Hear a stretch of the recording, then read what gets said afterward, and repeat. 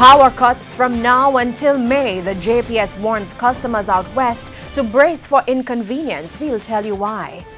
Good evening and welcome to Primetime News on air and online at onespotmedia.com. I'm Janella Precious. Also this evening, more consultations as education officials prepare for changes. A mystery illness has the acting chief medical officer appealing for calm. And in the business day, calls grow for junior market benefits to be extended. There's also a ray of hope, sports commentary, and weather in this newscast. But before the break, the feedback question.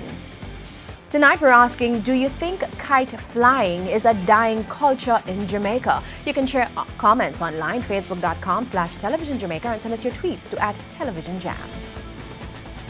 Stay with us. The Primetime News Package returns right after this break.